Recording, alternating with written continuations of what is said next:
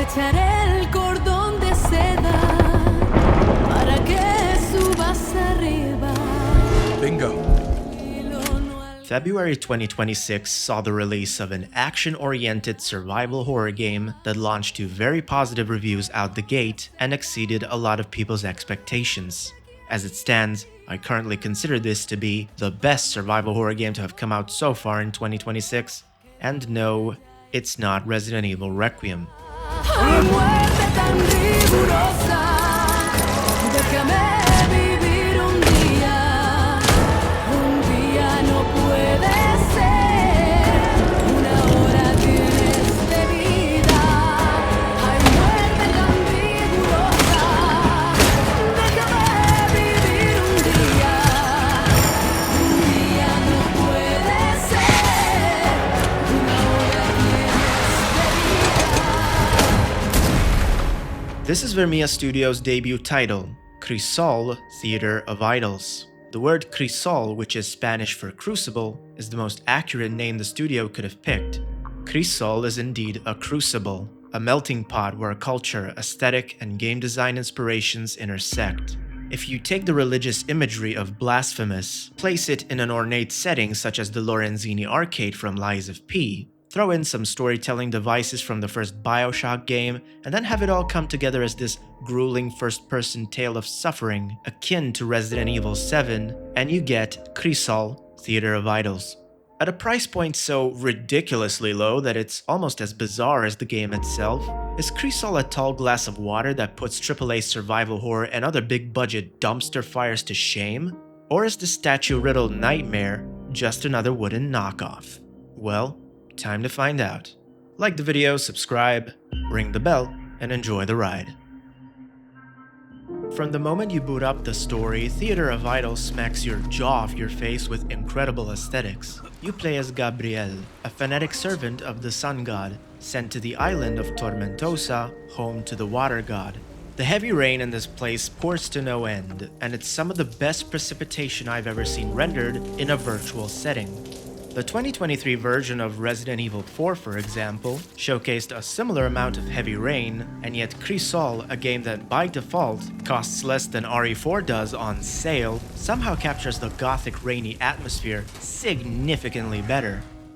An overwhelming chunk of modern video games, irrespective of their budget or staff size, like to treat rain and weather effects as mere set dressing, but in Crisol, its convincing prominence conveys this idea that it's just as much of a protagonist as Gabriel himself. If you look up at the sky, the rain actually looks like water that's physically falling from clouds instead of some half-assed overlay slathered haphazardly on top of the visuals, like some sort of imposter rain syndrome. The drops splashing on the ground feel heavy and relentless, as if tiny needles are stabbing the earth. The wind also curves some of that trajectory on the way down. Some of it realistically creeps in underneath open doorways and ceases to do so once those doors close. Compare this level of detail and attention to the more expensive, higher-budget Resident Evil 4, where even in underground tunnels such as the one underneath the village church, you can see the same heavy rain from above ground clipping through the cave ceiling. Given the lack of any openings in the ceiling, this is clearly a massive graphical oversight. It's even more evident when you realize that this rendering is being incorrectly triggered by the character's proximity to the ceiling.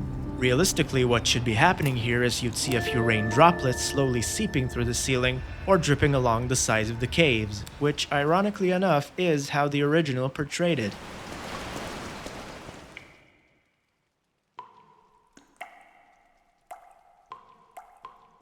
I'm quite happy to report that in my whole time playing Crisol, neither the rain's technical state nor its presentation ever led to an immersion-breaking experience. Every inch of this world's rain feels genuine, and you can tell, both visually and thematically, that the developers seemed sorta hell-bent on making this a beautifully competent focal point when crafting the game's world. Tormentosa is one of the most visually striking horror playgrounds I've seen in a while. As a European, walking around in Crisol's early levels felt like some fever dream taking place within my country's capital city. Exploring ornate Baroque-style buildings and walking through streets full of Romanesque pregnant windows with such high fidelity was, to put it mildly, a surreal experience. Unfortunately, like many others who are once young and naively obsessive over graphics, over the years I've grown quite disinterested in graphical fidelity in favor of art style. So it's quite nice to see architecture like that of Crisol's reignite some of that lost youthful wonder. It's such a breath of fresh air from all this homogenized Unreal Engine 5 slop that the majority of this industry keeps cranking out, which is kind of funny considering that Crisol apparently is itself an Unreal Engine 5 game. It's quite the outlier. As far as performance goes, I ran this game on PC using XeSS on Ultra Quality Plus settings. And although it struggles to get triple-digit frames even on a dedicated 1440p rig like my own, the frame timing seems to feel rock solid so much that it doesn't even feel like it's ever struggling. Even with frame generation turned off and the upscaler cranked all the way up to the anti-aliasing preset, the game actually doesn't look like it's running any worse. Or at least it doesn't feel worse, even if the stats might suggest otherwise. From what I've noticed playing around with these settings, the good news is that you don't need all the bells and whistles to actually make Crisol look good and run well at the same time. Lowering the upscaler all the way down to performance mode, the game just doesn't seem to look any less beautiful than it did on the higher settings. The art direction is so strong in this title that even on lower settings while still maintaining 1440p, the game just seems to stay looking pleasant no matter what. I've had 0 crashes, experienced one semi-bug that I thought was game-breaking but not really, and another one that was even less severe but just as annoying, both of which will be discussed later. Although my experience for this review is mostly limited to the PC version, on PlayStation Network I was unable to find the same pre-release demo that was available on Steam and, admittedly, it initially set off some alarm bells. Thankfully, from the few gameplay streams I've been able to find running on PS5, the game seems to be running much better than I was expecting. There are some technical blemishes as to be expected with such a low-priced, low-budget game that's trying to punch this far above its weight, but it is indeed punching far above its weight. Just about the only presentational aspects that I recall being particularly weak are those of fire effects, puddle reflections, and human faces that tend to look rubbery. Beyond those blemishes though, Crisol Theater of Idols is not just one hell of a graphical showcase, but every last inch of it is supported by strong art direction. From the seamless blend of architecture to the immaculate weather effects, to the unsettling creature designs and the dead wooden look in their eyes that is intensified by dimly lit corridors and flickering lights, all the way to the absolutely banging aesthetics of each weapon. Crisol's weapon variety is limited to only 5 or 6 guns and your emergency knife, but what it lacks in quantity, it makes up for it with quality. Aesthetically speaking, there are some seriously cool looking details on the weaponry. Essentially, you're picking up World War I, World War II style guns that transform before your eyes in real time. A divine looking blood effect overrides every inch of every gun's original style. Brown wooden grips and dull gray steel frames erupt in a feastful blend of gold engravings and embossings, while ordinary cartridges and magazines shed their old skin to reveal fiery glass containers of blood.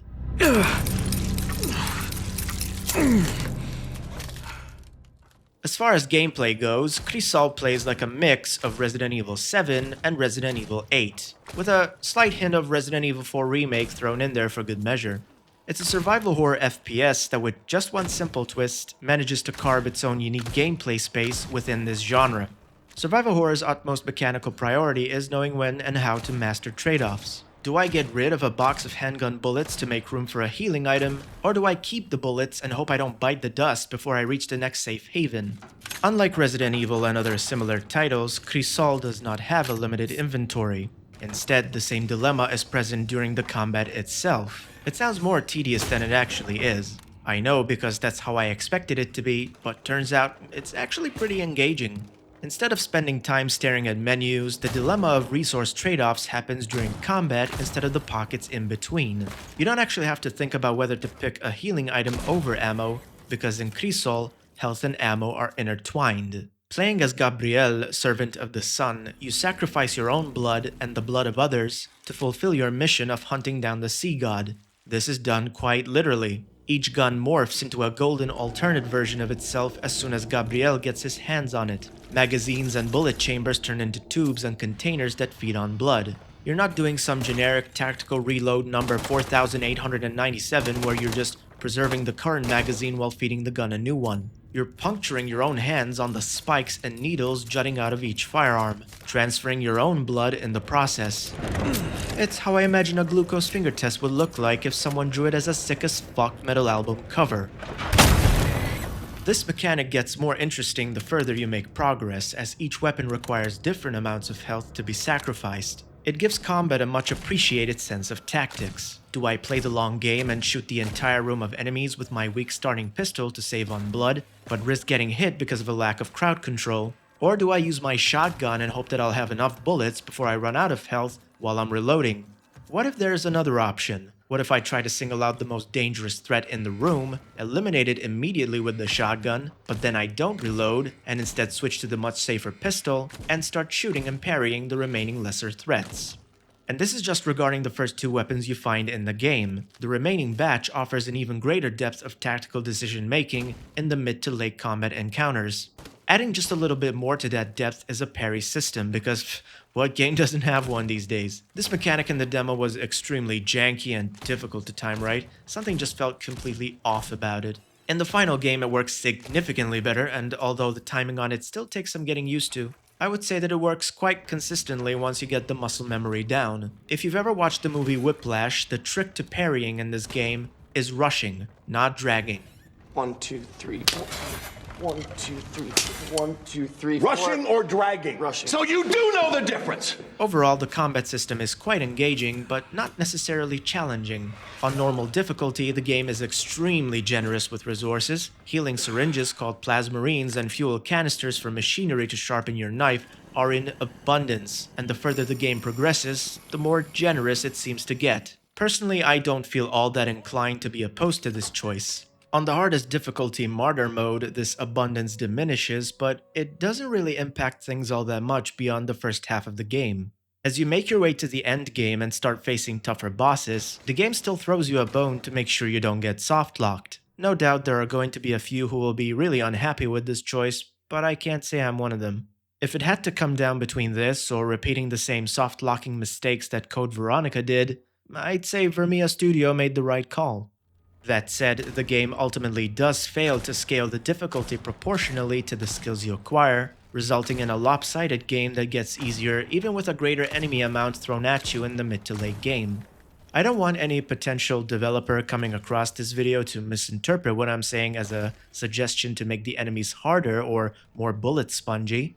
I don't find the enemies to be the actual culprit here, but rather the way the plasmarines are placed and distributed throughout the levels. The game just seems to get cold feet around Chapter 3 onwards, showering you with plasmarines right before a boss fight or a gauntlet. On easy and normal difficulty, I'd argue this is perfectly fine, but on the maximum difficulty, it would have been much more appreciated if the game made more effort to stash so many of these healing items in inconspicuous places to incentivize and reward exploration. This is not the only sign of the game's lack of confidence. For the most part, the game is semi-linear in the sense that there's only ever one main path to take, but the map itself is full of non-linear backtracking with windows of opportunities unlocking after you obtain certain staples of the genre, like bolt cutters, valves, and cranks. Exploration in this game can be pretty fun, as to be expected in this genre. The elephant in the room that everyone already knows about, though, is the yellow paint. I'm not going to pretend Crisol is an outlier in this regard, but I'm also not going to gloss over the fact that I've noticed reviewers are singling out this game while applying double standards for some other higher profile titles. Resident Evil's been guilty of yellow paint for years, long before it even became controversial with RE4 Remake. Yellow paint, the scourge that has taken over nearly every studio these days. They couldn't even be bothered to come up with some in-world kind of visual to mark things like the white candles dripping wax in Chronos the New Dawn. Nope, just slap random yellow paint on every single fucking ledge and window, crawl space, and squeeze through area. I meant what I said in the yellow paint video from 2025. I think the universal option of yellow paint is causing developers to be lazy in their design and not think about smart, artistic, unique ways to signal to players what they need to do. They just design the game however they want and they say, if people get lost, we can put yellow paint on it later. Or, my god, maybe they're actually designing games with yellow paint from the start. Hey, but at least the ladders aren't yellow like the RE4 remake. Oh, son of a bitch!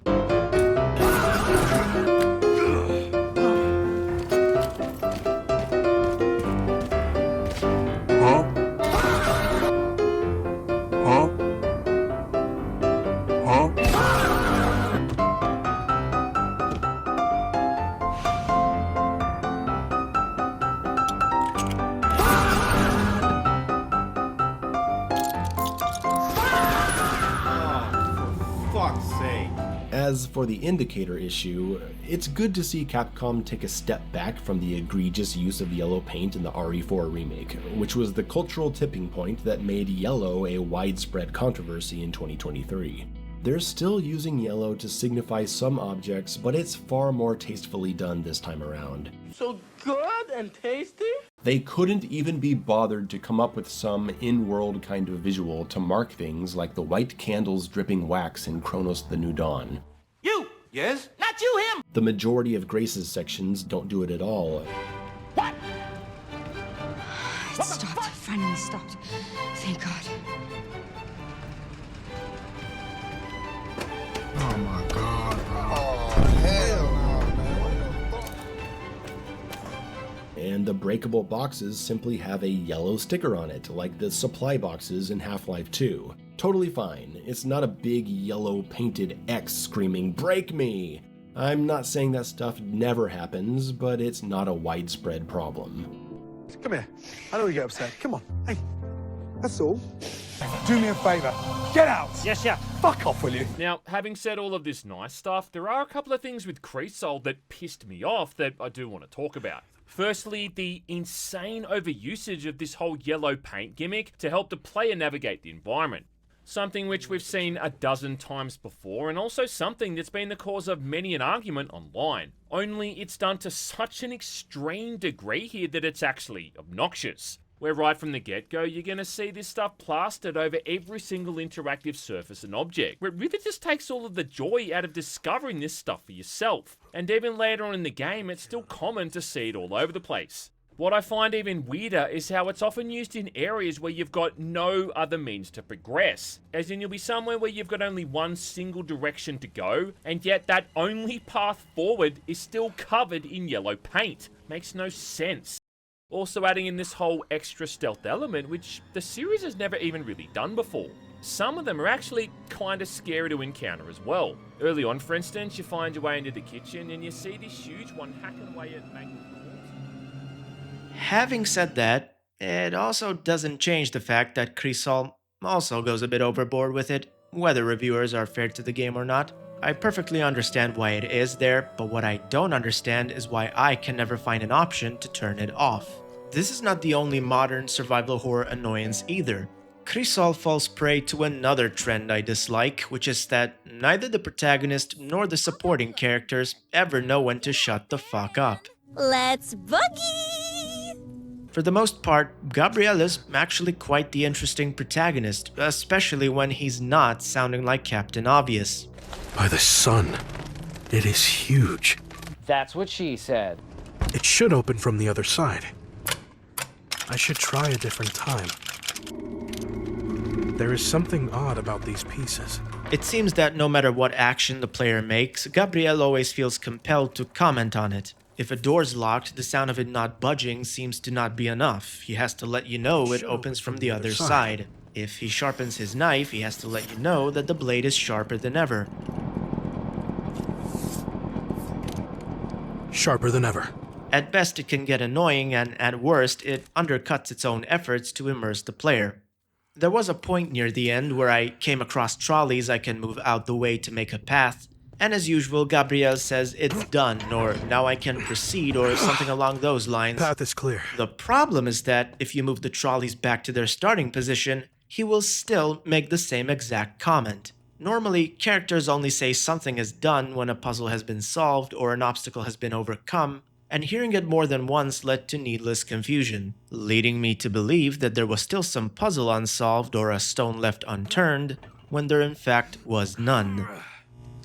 Should be able to get through. I do wish to clarify though that although this is quite a noticeable problem, I wouldn't say the patronizing and tension-deflating commentary is as bad here as in Resident Evil Requiem, or even anywhere near as bad as it was in Resident Evil 4 Remake. Fuck are you? What's really ironic about this game is that for all the excessive hand-holding there is in all of the straightforward linear parts, the game then seems to do the exact opposite when it comes to the puzzles. The demo raised concerns that the final game would be extremely weak in its puzzle offerings, but that couldn't be further from the truth. Not only does Crisol have its fair share of survival horror puzzles, they're also hard. Like, you better grab a pen and start writing this shit down kinda hard. These are definitely not your modern baby's first Resident Evil puzzle. They're more like that one really difficult water sample puzzle from Resident Evil 3 Nemesis all the way back in 1999, demanding a level of visual observation, reading comprehension, and an ability to memorize patterns and long sequences of steps.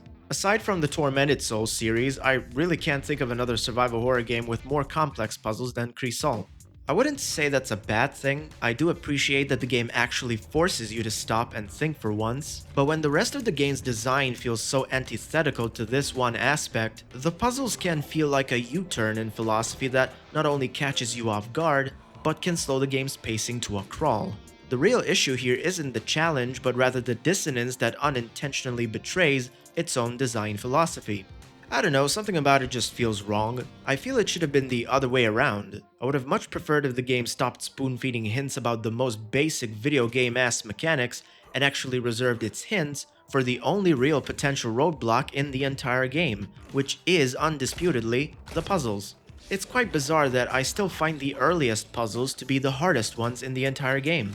Even now as I write this review, I still cannot for the life of me understand how Room C in the La Perla Oculta building belongs to Lady Undina. I had to look up the solution as the note for this puzzle somehow says nothing about Undina, despite being the woman that seems to be documented the most in this note pertaining to the puzzle. The only conclusion I can surmise is that the answer lies not in the note itself, but in the process of elimination. I suspect it could come down to pinning down 4 of the rooms correctly via the notebook, and then solving the other 2 through trial and error. That would obviously depend on knowing for sure that the other 4 are indeed correct to begin with, which I felt I had no luxury of confirming beforehand. This and the domino puzzle make quite an overwhelming early impression of the game, but I found the later puzzles to be a bit more interesting and relaxing. My favorite one is the pipe puzzle in Chapter 2, where you have to carefully track down a specific blue pipe that connects to the 3 different rooms with pressure gauges to put out a fire. It wasn't the hardest puzzle by any means, but it was one of the more time-consuming ones, and it's the only puzzle that I felt was tuned just about right.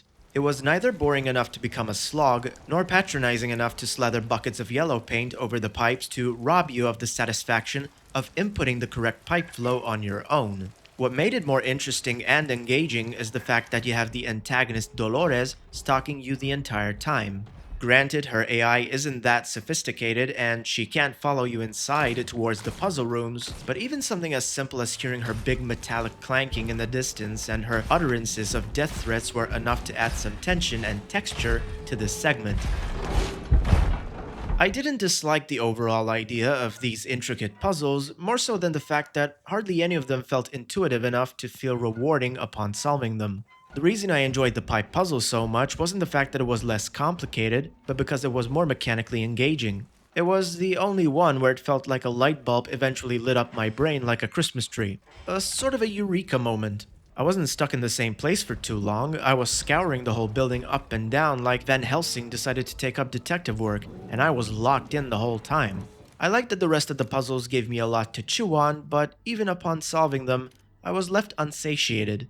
I like a big juicy steak as much as the next person, but not when most of it is just a big slop of vapid fat. That said, puzzles are not the biggest detractors when it comes to Crisol's pacing, at least not on PC. Chapter 3 introduces boat driving segments, but they control so slow and sluggish that they literally become a pain in the ass from how long you're sitting and trying to row this wooden hunk of junk. After turning to the internet for some answers, it turns out the driving and the turning speed is tied to the game's frame rate. I've done some testing and it seems locking it to 30 frames per second improves the boat speed by quite a bit, and although it still feels like it doesn't drive or turn fast enough, I'll take what I can get. That's the first of two bugs, the annoying one, but what about the other, slightly more concerning one?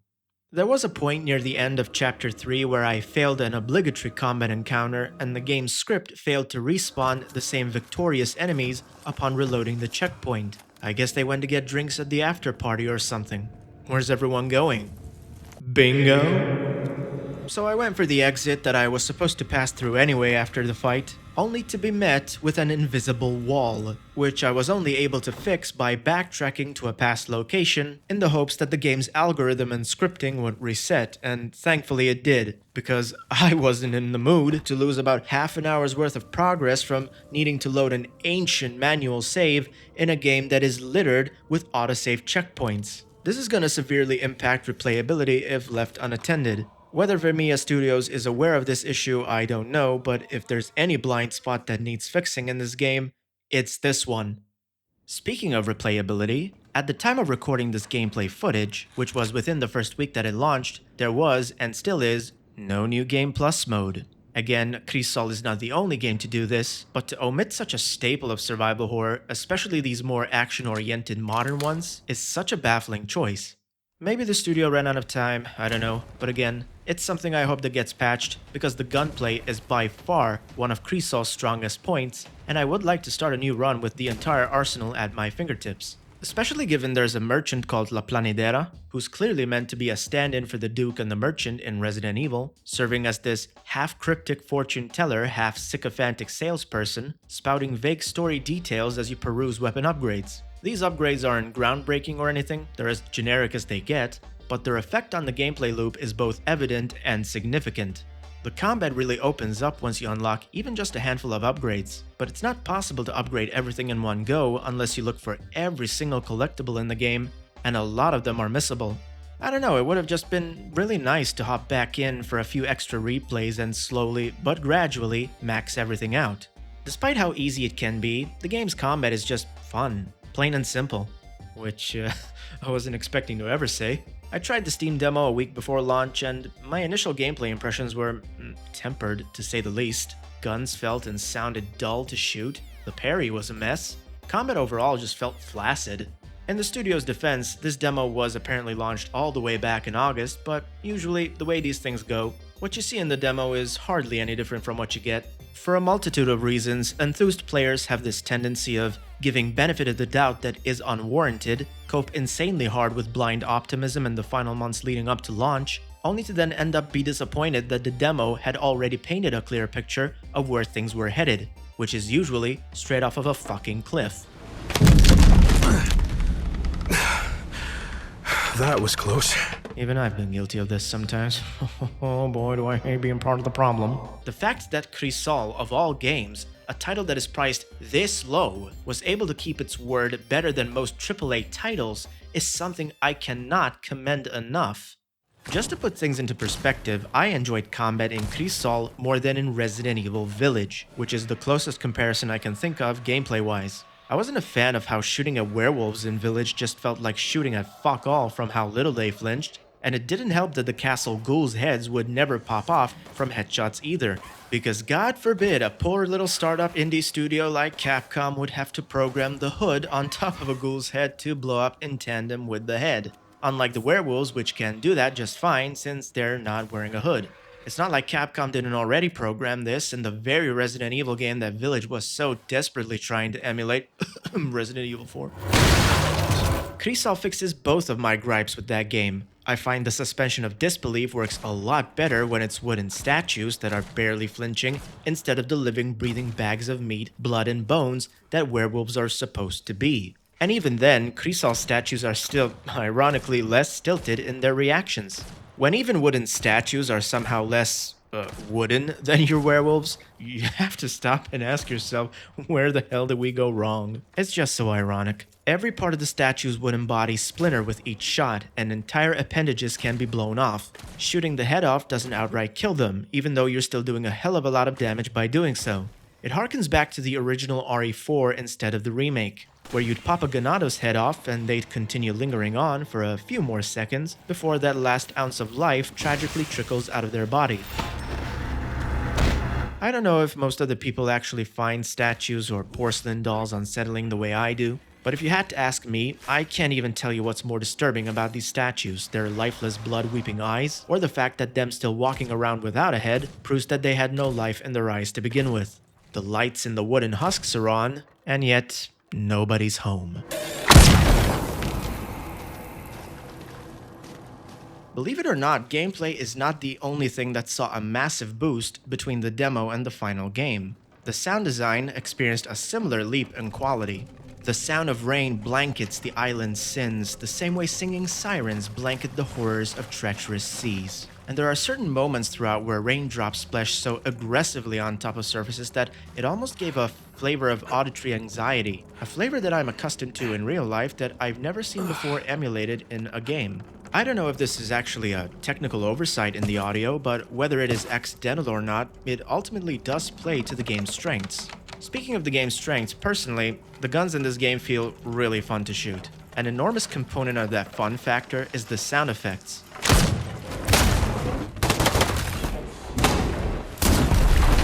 Each of the 5 weapons are loud, and the splintering that inflicts on statues as a result is what elevates the satisfaction of each gunshot. This in particular fulfills the exhilarating part of survival horror, which is only half of the equation. Its counterpart, the fear, comes from the quiet spaces in between each shot. The slow firing rate controls the combat's cadence, resulting in an unnerving rhythmic exchange of wood, lead, and fire.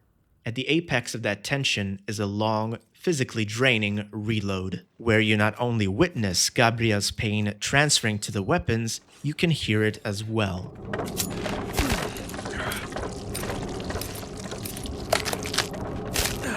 It borders on imagery that is not for the squeamish, and that discomfort only amplifies as you not only hear the skin pierce, but Gabriel powering through it.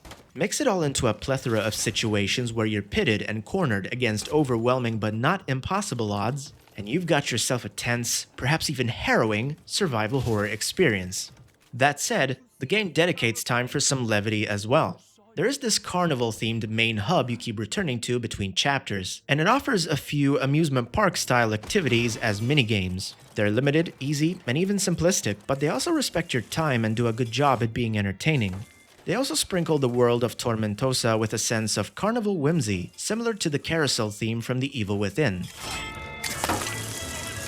Speaking of levity, there are some times where the game goes overboard with it.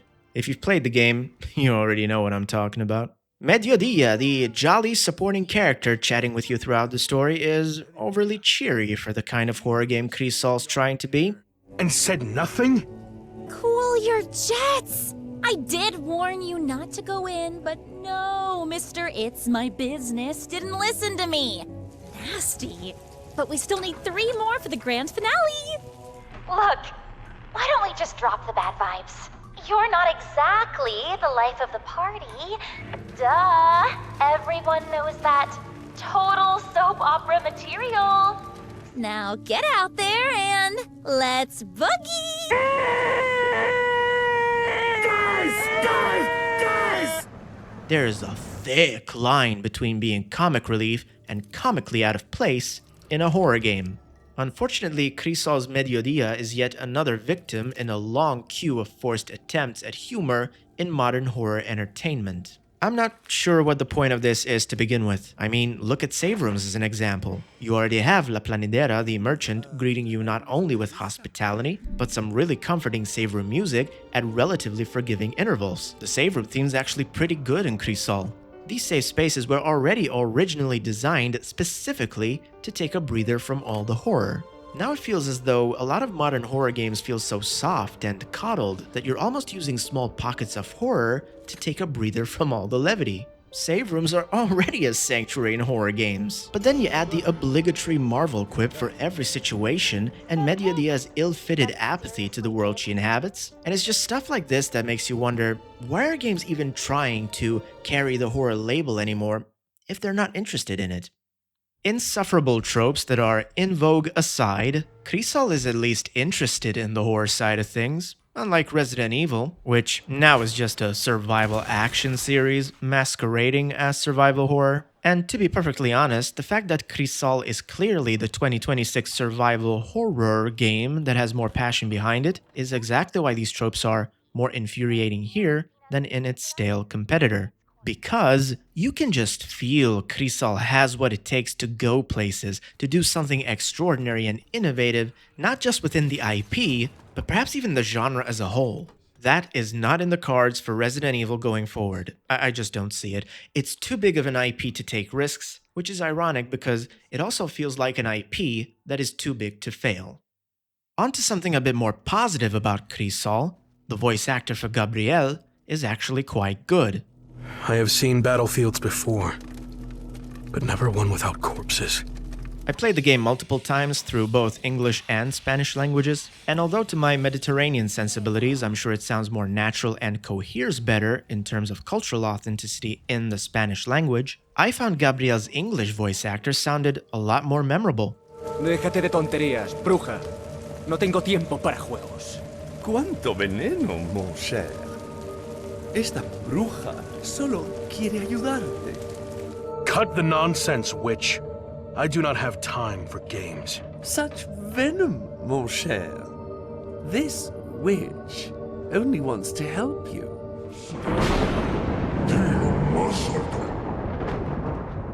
Sí, mi señor. Présteme su poder. Bendígame con su sangre. Yes, my lord! Grant me your power! Bless me with your blood! There's something about this specific interpretation that carries a lot more main character energy. It also doesn't hurt that Gabriel sounds almost exactly like Daniel from Amnesia: The Dark Descent. In my book, that's a compliment. It does not matter. We have no time to waste. Arroyo is waiting for me at the Tomb of Dolores. What have I done? This is crazy. Don't forget. Don't forget. I must stop him. Mileage on other characters such as NPCs and the side antagonists of the three main chapters vary quite a bit, mostly ranging from mediocre to pretty good. Some characters you'll come across through Gabriel's visions are giving it their best shot, while some others sound like they're just phoning it in. Personally, I'm not really hung up on that, pun intended. These dialogues are interesting enough to listen to on a first playthrough, and you're going to skip most of them on repeat playthroughs anyway. Overall, I like their inclusion. I think they add a lot of interest to the world building and decay of Tormentosa.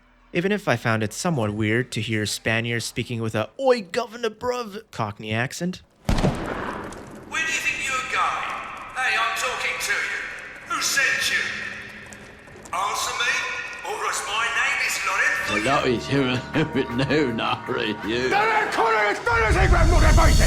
Well, it was either that or listen to a bunch of Spanish recorded lines recited word for word from Resident Evil 4's Ganados. That's not to suggest Resident Evil 4 should have a monopoly on the Spanish language. I mean, that's just ludicrous. It's a cool homage the first time, but the second, third, fourth, fifth time you hear it, the more it starts to feel like the game wants you to think more about Resident Evil 4 than the actual game you are playing. It feels as though it accidentally became cognitive dissonance rather than tribute. Another highlight for me in the sound design is the sound of the enemies.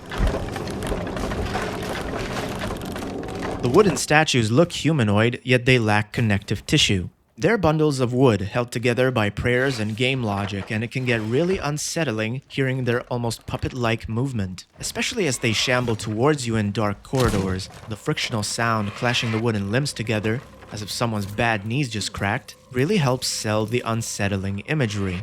There's a tougher statue variant introduced in the late game that duplicates itself and can even turn invisible as a last resort. These are by far the highest stakes combat sections of the game, and hearing those invisible statues' footsteps can really add pressure to a room or a gauntlet if you're not killing most enemies fast enough.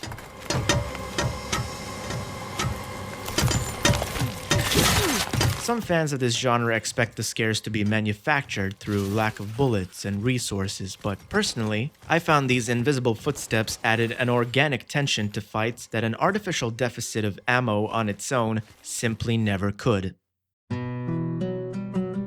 Going beyond just the pleasant save room music I mentioned earlier, the rest of Crisol's soundtrack is just as delectable. Unlike the questionable dialogue, the music in Crisol seems to understand that silence is as important as the music itself. It's got a great grasp on timing in terms of when to play music and when not to. As you explore Tormentosa, the horror ambient music and ominous yet faint choir vocals accompany you in such a way that you can't tell whether you have quiet ghosts looming over your shadow or faint angels in the distance watching over you. Maybe it's a bit of both. Perhaps that's what I really like about this soundtrack.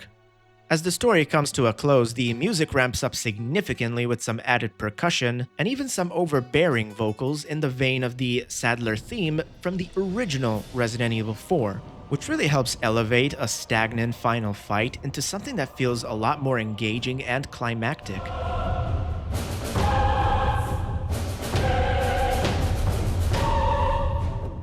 As far as story goes, Crisol Theater of Idols was a refreshing departure from the usual survival horror cliches. A lot of Steam users who left negative reviews hyped up Crisol as some spiritual sequel to Bioshock.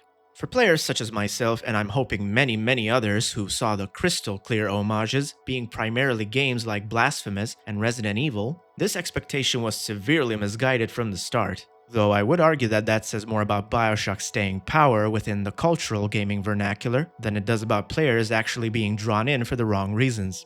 The Blasphemous series, for example, resorts to Souls-like tendencies that heavily favor lore and environmental storytelling to move its narrative needle.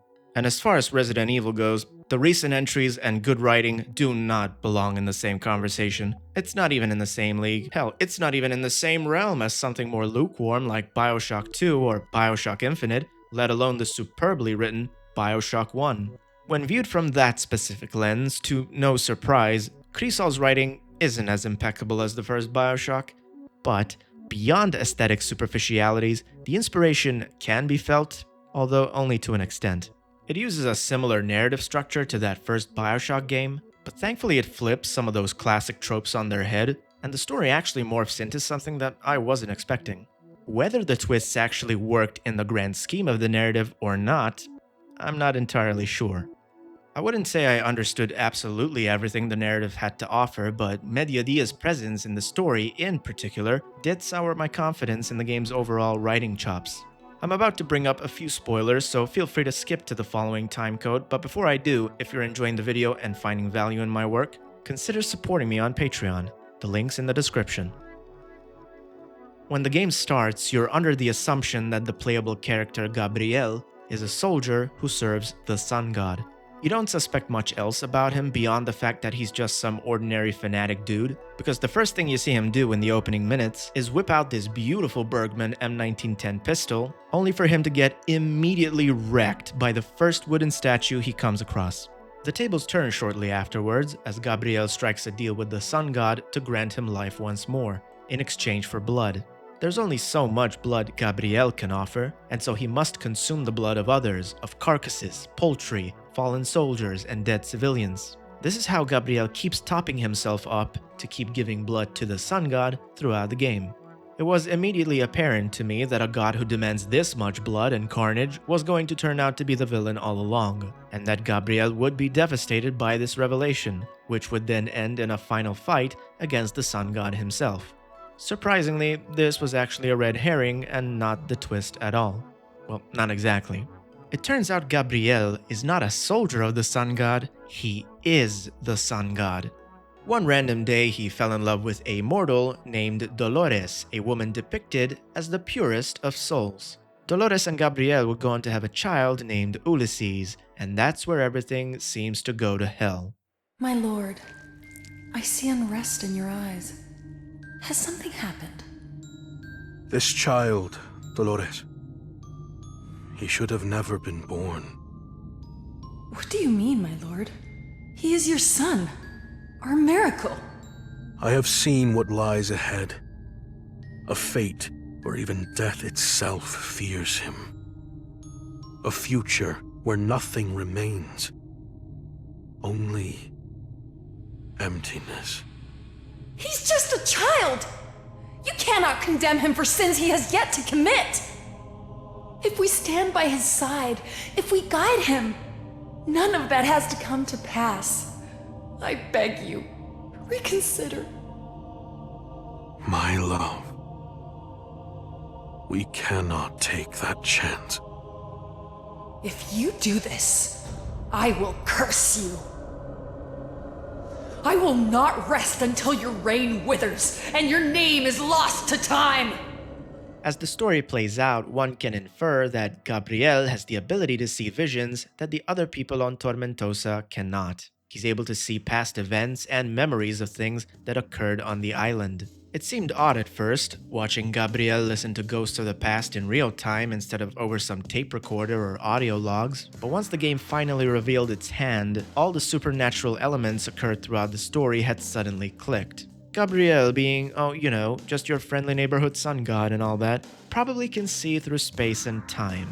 I found this explanation digestible. It helped my suspension of disbelief. The sun is, after all, a focal point in space that humans have used to tell the time. I imagine a god of such things would have no barrier to experience time in a non-human, non-linear way. Hence Gabriel's ability to witness the past, even in his human form. In addition, Gabriel apparently turned himself into a human being as penance for bringing his son into the world, who he believes is going to bring destruction to all of Tormentosa, if not the entire world.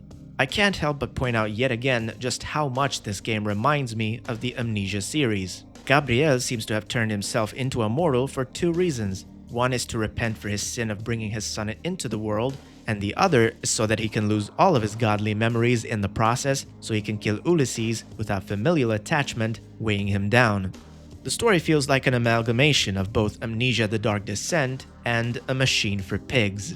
In the former, Daniel drinks an amnesia potion to overcome the guilt of his past sins in order to kill his former mentor, Alexander of Brennenburg, who happens to be some kind of alien entity masquerading as a baron in a castle.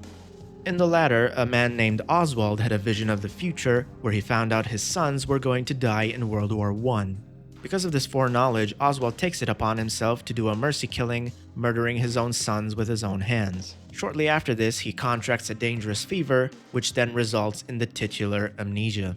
Crisol's story is combining both of these elements, where Gabriel is both trying to forget the past to escape his guilt, while also being driven by love to make the most difficult sacrifice imaginable, his own blood. This is why blood is everything in Crisol Theater of Idols. It's a paradoxical narrative device, just like the machine in A Machine for Pigs. The machine Oswald built to save the world is also the machine Oswald must destroy. But to destroy the machine, he had to have also built it in the first place. In Crisol, Gabriel must sacrifice his blood to save Tormentosa, but to save Tormentosa, he must also consume the very blood he intends to save. By the same token, Gabriel's plan to become human in order to kill the god of water Ulysses was in itself also paradoxical. Unlike Gabriel, the son Ulysses is not a pure god, he's half god, half human, a demigod. We're never shown what the future had in store. However, being able to see the fabric of time in its entirety, it's extremely likely that Gabriel is actually right about what will happen if he lets Ulysses live. Although it does beg the question as to why he couldn't see the outcome long before he decided to bring his son into existence. It's possible he sees the fabric of time as something that is already predetermined, hence why he's both God and human at the same time, similar to the Holy Trinity in Christianity. It could be that as a god, he can only see through time while not being able to change any of it, whereas as a human, he can actually inhabit the space time occupies and physically alter the course of events despite technically being mortal. It's almost as if he found a loophole where, if he lives in a state between material and immaterial, he can carry out his godly plans through his own human creation, and his own human creation can keep getting resurrected through his own godly plans. Hence why he talks to himself like he's both the servant and the served when he quote-unquote dies at the beginning of the game. This definitely feels like a parallel to Christianity's Holy Trinity. In this instance, the sun god is practically God, Gabriel is pretty much Jesus who God sent in his behalf, and the blood weapons used as conduits to carry out his divine plans are the Holy Spirit, so to speak. Dolores herself feels like a direct parallel to the Holy Mary. In the flashbacks about the sun god, Dolores is immediately described as having a pure soul. On top of that, the name Dolores is obviously a reference to Our Lady of Sorrows, whose depictions in statues tend to show her as someone weeping blood. Take a closer look at what you're up against. Childlike flying angels, blood-weeping statues. Who do they look like? Aren't they awfully similar to Ulysses and Dolores? It reads as though Gabriel's fight is symbolic more so than physical, where he's wrestling with his own morality and every fight to the death is a self-inflicted punishment, subjecting himself to vilified depictions of his own wife and child, telling himself they're the devil until he can no longer discern the difference between what's purely evil and what is simply human. Here's another interesting paradox if you think about it. Gabriel is both sending himself in human form the way the Christian God sends Jesus to purge the world from sin, while also being on a mission to kill his own son. In other words, he's sending himself as his own son to kill his own son that also isn't himself. It's this endless Ouroboros snake, a paradox that never stops looping back on itself, just like the endless cycle of consuming blood to sacrifice it back to the same God who is consuming the blood that's being sacrificed to begin with. That is my reading of the story. I could be wrong. The story seems like one hell of a mindfuck, and frankly, I enjoyed it a lot. Even if Mediodía, unfortunately, exists. You ain't getting rid of me that easy. I never thought I would say this, but I am glad to hear your voice. Huh? Sometimes I wonder if I'm giving the story too much credit, and Mediodía is always at the forefront of that doubt. She's that much of a hindrance. Even after all the cool thematic parallels and concepts the game plays around with, Crisol makes the foolish decision to end the story with Mediodía swooping in after an emotionally heavy final boss fight for one last exchange of infantile dialogue just to fucking undercut what is otherwise a surprisingly solid story. Even with all of that said, I really meant it when I said that I enjoyed the story. It's got a unique and bold premise that had me hooked the entire time, even in spite of the fluctuations in dialogue quality. Honestly, I enjoyed Crisol Theater of Idols in general when I look back on my time with it.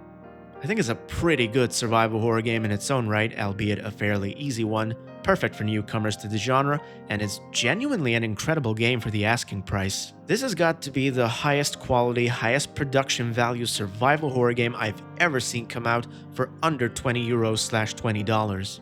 Like I already said, there were some glitches and even a bug or two, your mileage may vary.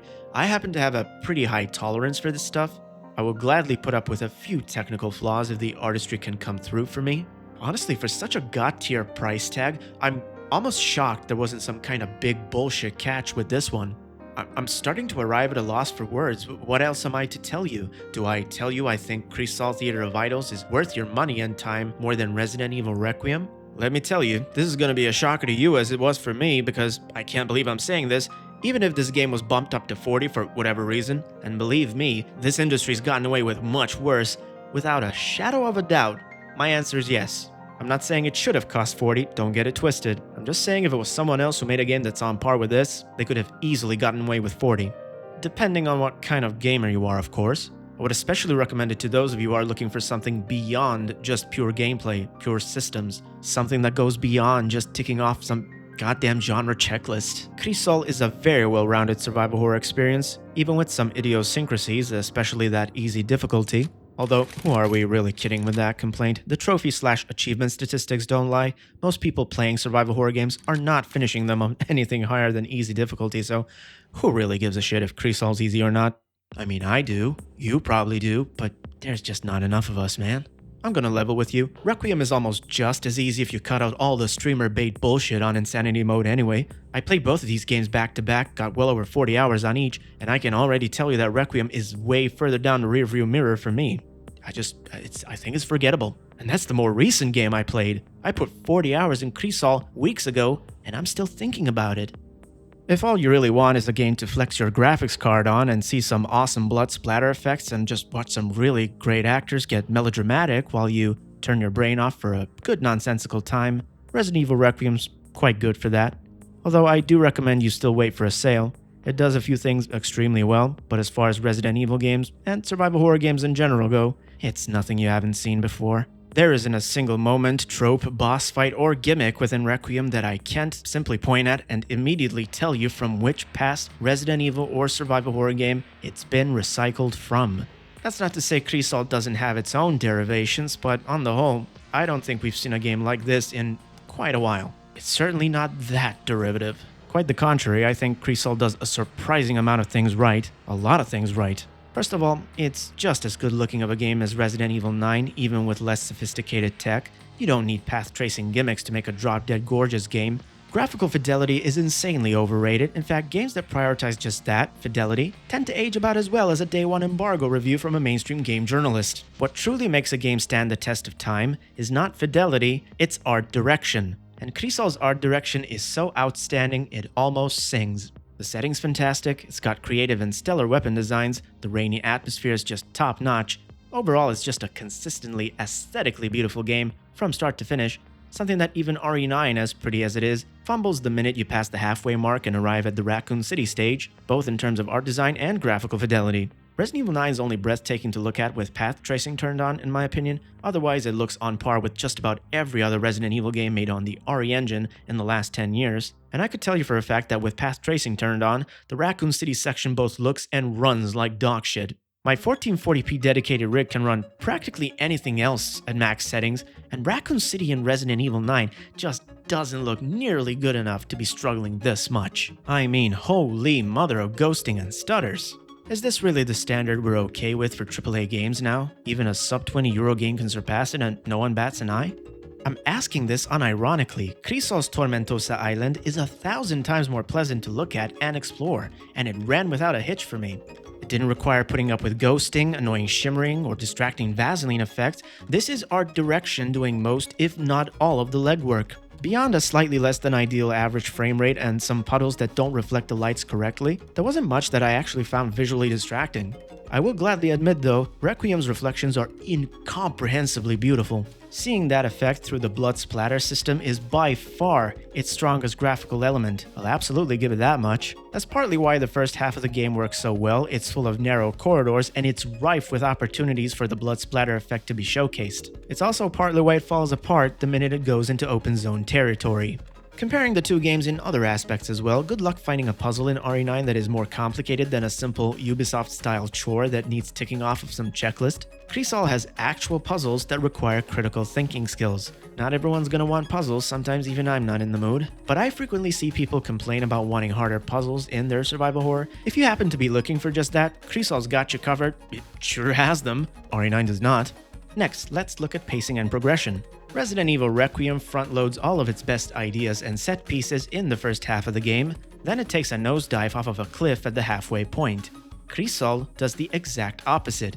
Despite being just as lacking as Resident Evil Requiem when it comes to enemy variety, its gameplay starts off a bit slow, but then gradually introduces more and more weapons, and the combat encounters just get progressively more interesting.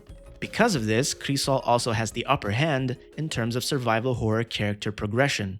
One of my favorite things ever since my first survival horror game, Resident Evil 3 Nemesis, was witnessing this gradual shift where the protagonist goes from prey to predator, the hunted becoming the hunter. Requiem fumbles this progression big time. Some geniuses over at Capcom thought it was a brilliant idea to throw character progression out the window and just half-ass two different stagnant playstyles while pretending as if they combined two full-fledged survival horror games into one. But what you're really getting is two halves that are not only incomplete in their own right, but even the mere fact that they're both clumsily stitched together means that each half is competing and pulling the rug from the other. Crisol's character progression is diametrically and vehemently opposed to RE9's. Gabriel's ever-growing arsenal is at the core of everything, narratively, mechanically, thematically, you name it. The progression is baked into the storytelling itself. This is what a full-fledged survival horror experience actually looks like, and it's not charging you an arm and a leg for it like RE9. Again, this doesn't cost $70, it doesn't even cost $20. And speaking of storytelling, that's another point that goes to Crisol. Requiem has some of my favorite cutscenes and acting of any recent Resident Evil game, but narratively, the story's beyond saving. It's so hollow and shallow, even by Resident Evil standards, to a point where I'm not so sure what's there to be invested in anymore. Survival horror needs to have dire consequences and stakes, and Resident Evil has completely abandoned those. Much like The Walking Dead on television before it, nothing in Resident Evil's gonna die, because Resident Evil is not gonna end. The days of Uncharted on PlayStation 4 are long gone. Nothing that's in the mainstream's gonna die with dignity. For now, that chip, it's gone.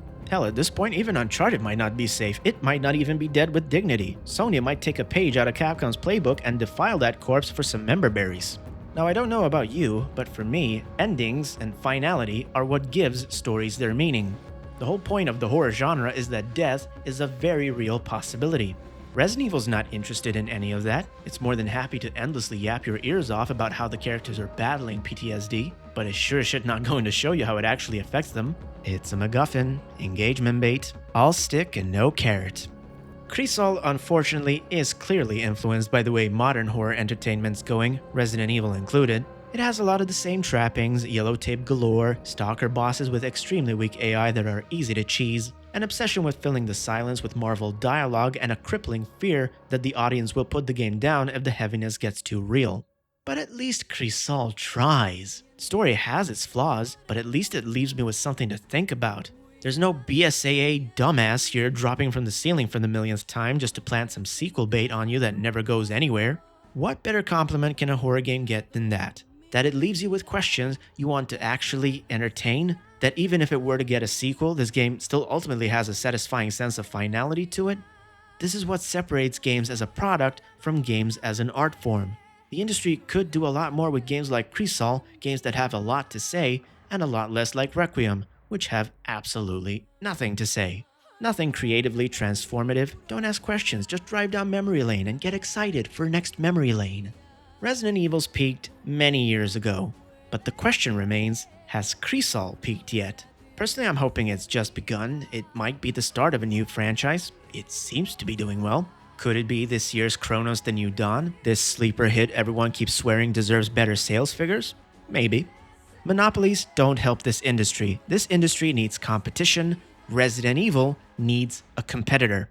Konami is currently exactly where Capcom was a decade ago, pretending to turn a new leaf with Resident Evil 7, so I know that ship's gonna sail in a few years. I've enjoyed Konami's output in recent years a lot more than Capcom's, but I know both of these publishers are a ticking time bomb. They've both been down this road before. All of this to say, I'm really happy with what Vermia Studios accomplished with Crisol Theater of Idols. I'm both concerned and optimistic for the future of the studio because on one hand, it's got a lot of the modern gaming tropes I'm not fond of. It has that AAA feel all over it, but at the same time, that also means that they've made a game that stands toe-to-toe with the expensive AAA production value at the cost of an indie title. That's a big deal. I don't expect Vermia's next game to be this good of a deal though. Obviously, I would love to be proven wrong. From what it looks like from Steam reviews, the game seems to be both a commercial and a critical success, so the likelihood of a next project being a direct or standalone sequel seems likely. I would love to see Vermia take an anthological approach going forward, but how this will eventually play out remains to be seen.